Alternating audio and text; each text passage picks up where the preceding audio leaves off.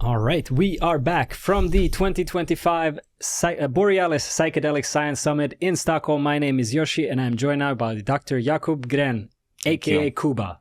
Exactly. Welcome. Yes, thanks for having me. It's a great pleasure to be here. Pleasure is all mine. How are you doing?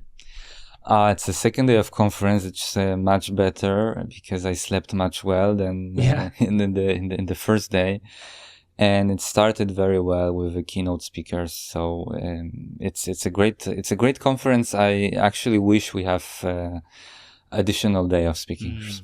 Yeah. Because it's finished today. Yeah, I hear from a lot of people there has been so many good presentations, keynotes, panels. Yeah.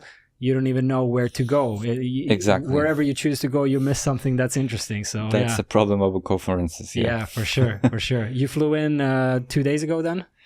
No, I actually flew very early flight yesterday. Straight to the conference. So straight to the conference. That's what I'm saying, that my energy level is more allowing for me to be engaged and enjoying the conference. Well done. Today. Well done. Not an easy thing to do. Yeah. Tell me a little bit about your background and how you got to working in the psychedelic field. Mm-hmm.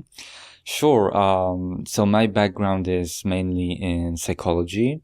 I turn a little bit into addiction prevention and psychotherapy, and there I got interested in the approach of harm reduction, which is both practical in the therapeutical office, but also prevention, schooling, drug policy, all of it.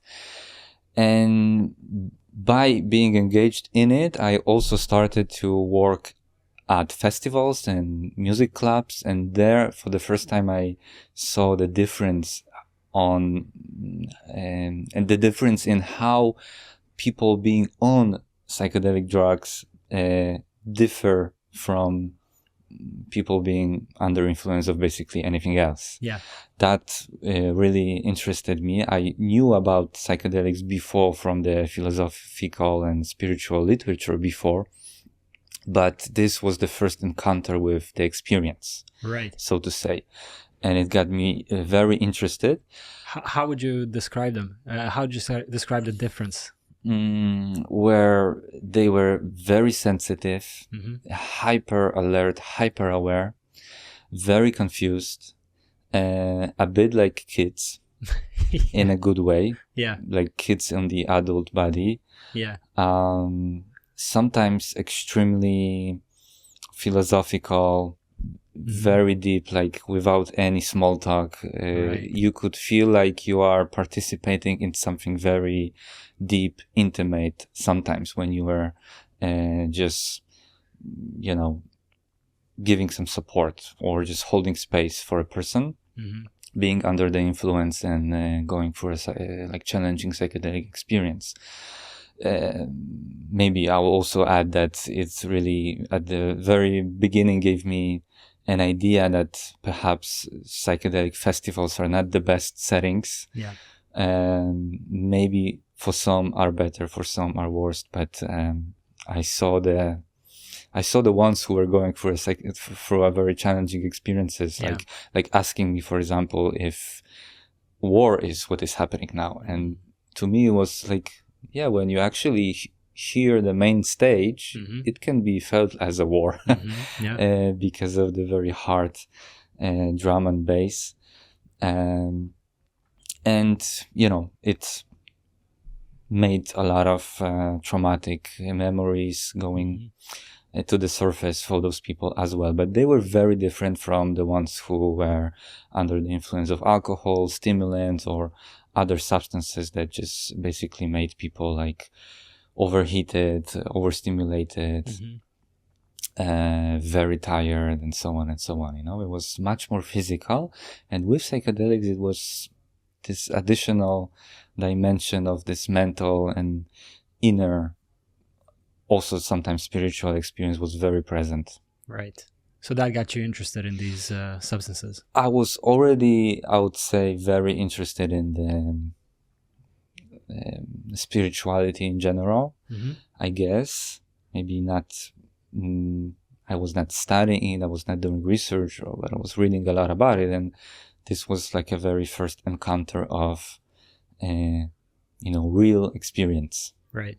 Real experience that has this spiritual elements, values, Right. And at that point, you were you were working in psychology? I was finishing my studies Right. In clinical psychology, and I was actually in the middle of decision making on which path to choose for my professional life. So it was perfect timing, because then here we go. I chose harm reduction, and I added the narrow specialization of let's focus on psychedelics. Interesting. To it. So that was a couple of years ago.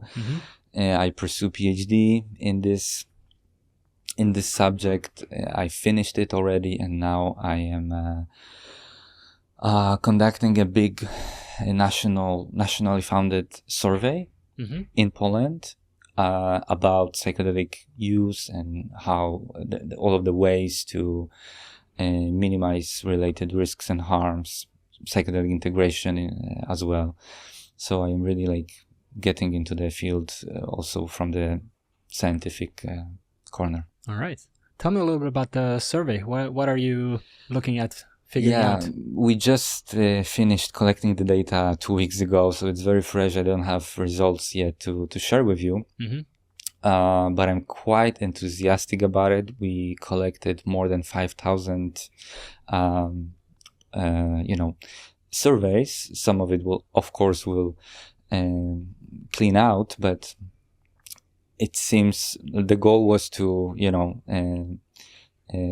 provide a large data set, because the study is mostly methodological. We want to develop tools for future research in Poland, because as a part of the study, we translate some of the already existing tools, but also in general, because the main goal of the study is to develop a tool to measure harm reduction strategies that can be applied before, during, or after. So the whole spectrum of harm reduction strategies before, related to psychedelics. psychedelics. Psychedelic experience. Right. So you have this type of tools for different substances like alcohol or cannabis. And that was also the previous research that I was focused on, just harm reduction measures for different type of psychoactive substances. Now I just focused specifically on psychedelics. Right.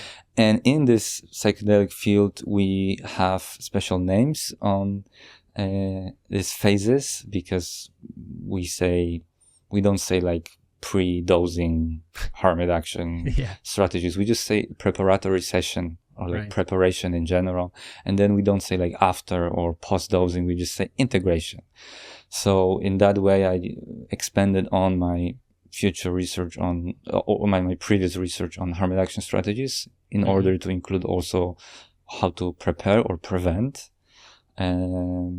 risks and harms, and how to integrate. So in that way, it's not only about minimizing negative psychedelic related consequences, but also about optimizing and maximizing the benefits. Right. Interesting. Yes. And is this what you are speaking about at the Borealis Summit? Yes, exactly. Here we are focusing more in the whole panel, the whole session is about challenging psychedelic experiences. And there's few of us in the session and they're in the panel, but I am bringing the harm reduction approach in particular.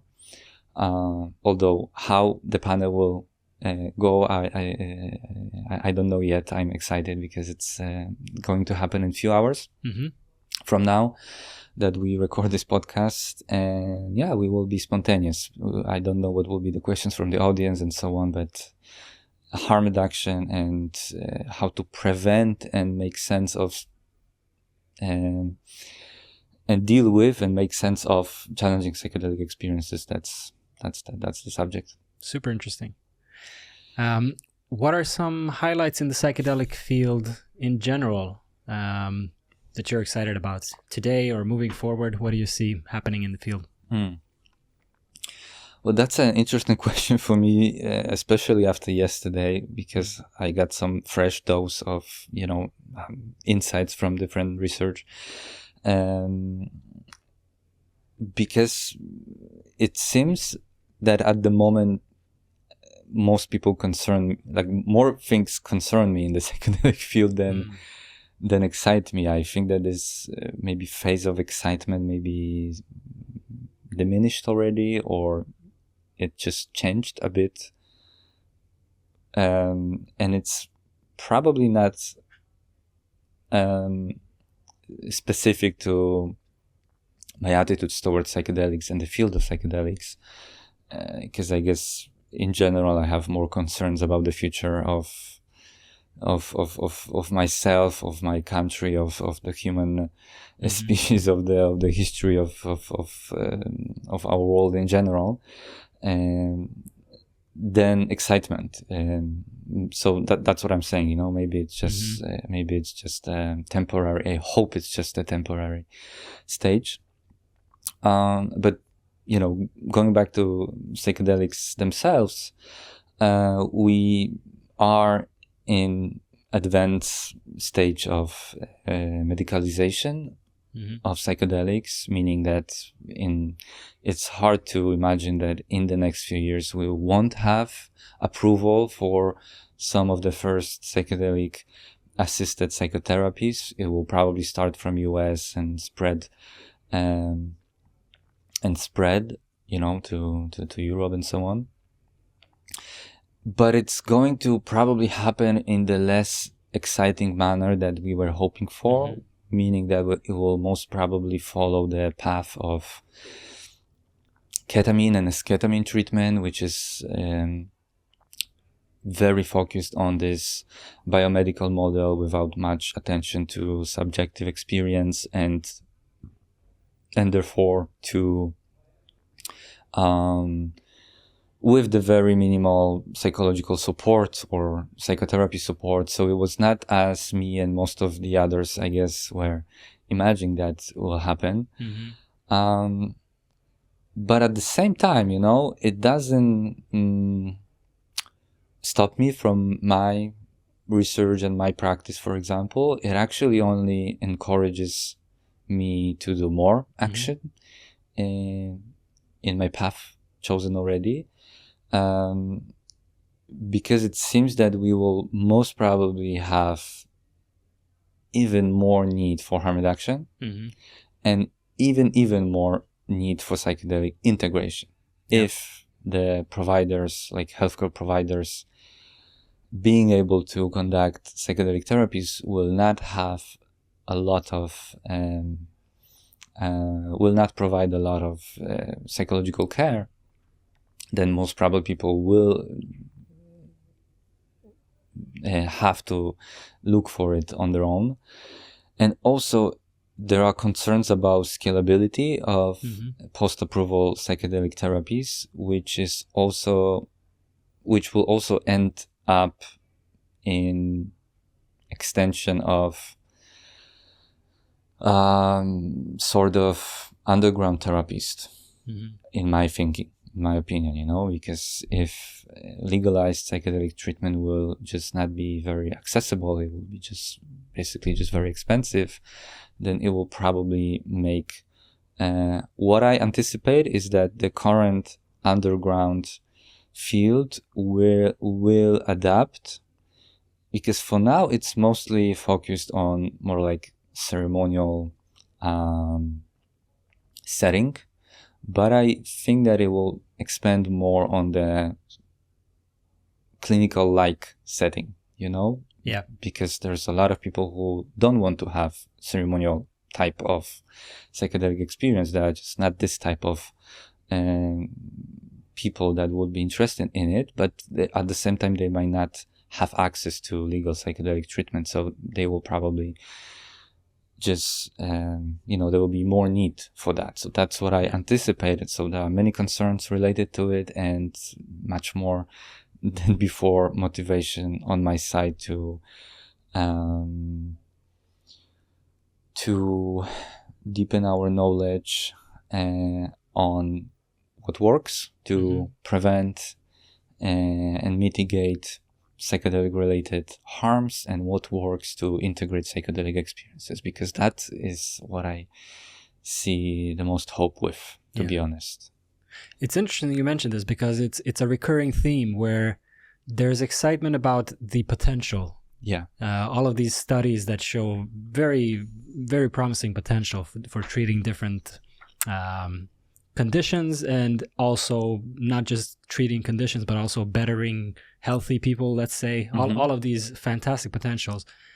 But then comes the question, and now what? What do we do with this?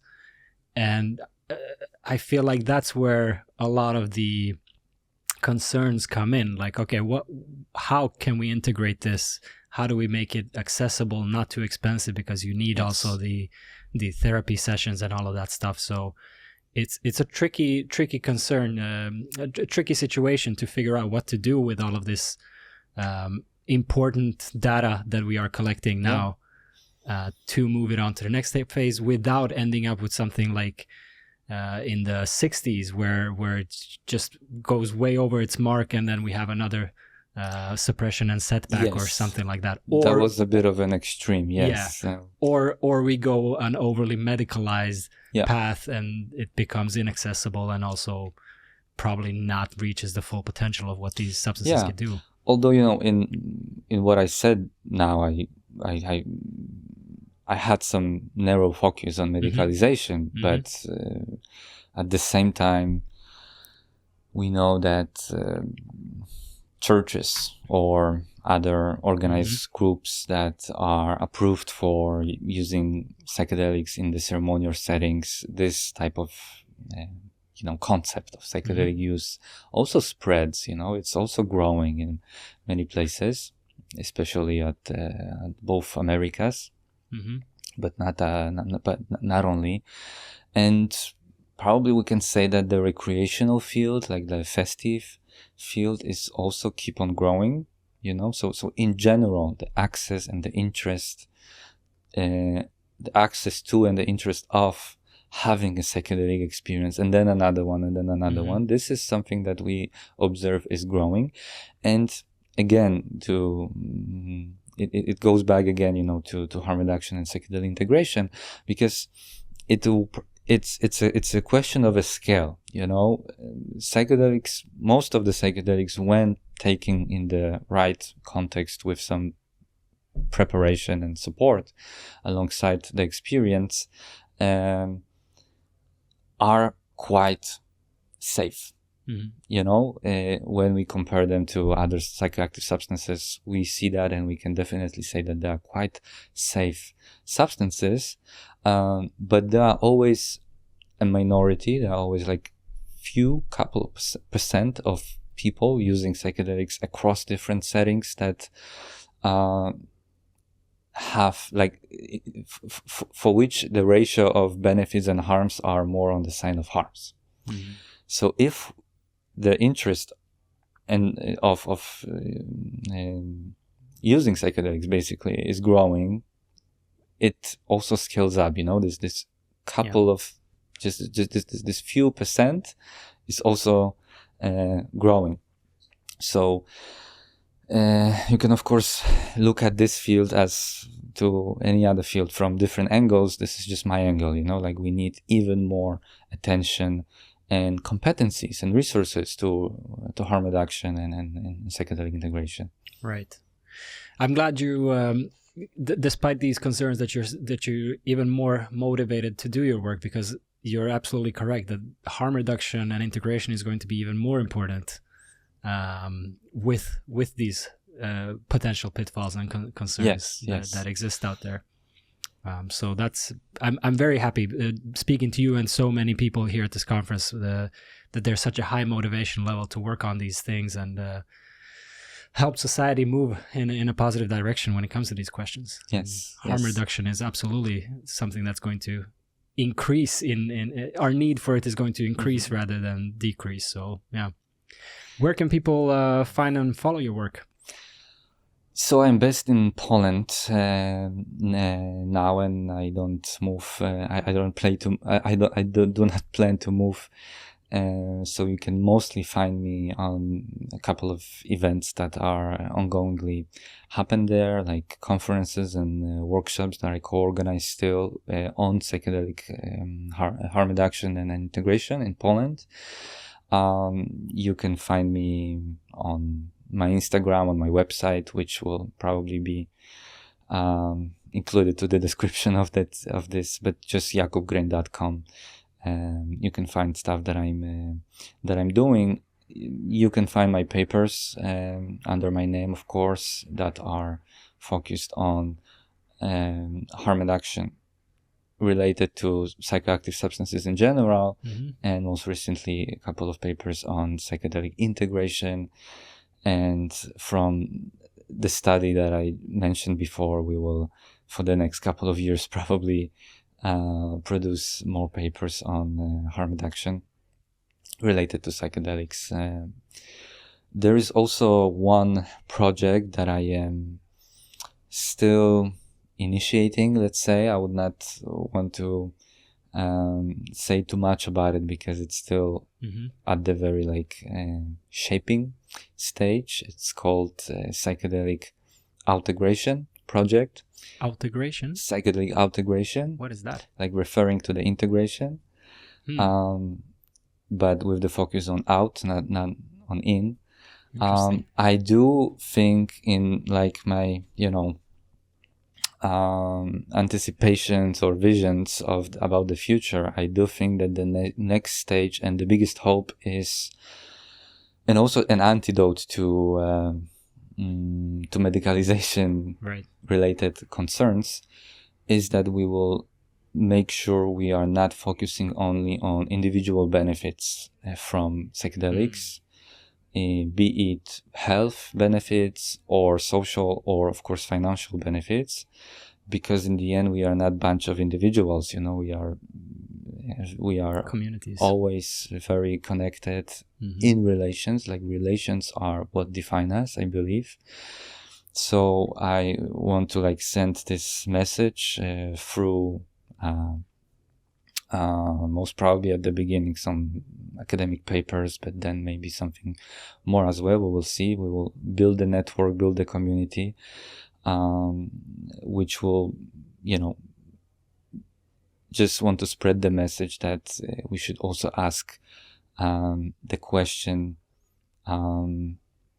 what we can benefit from my psychedelic experiences or from your psychedelic experiences, how to move on with this. That's a very interesting framing of it.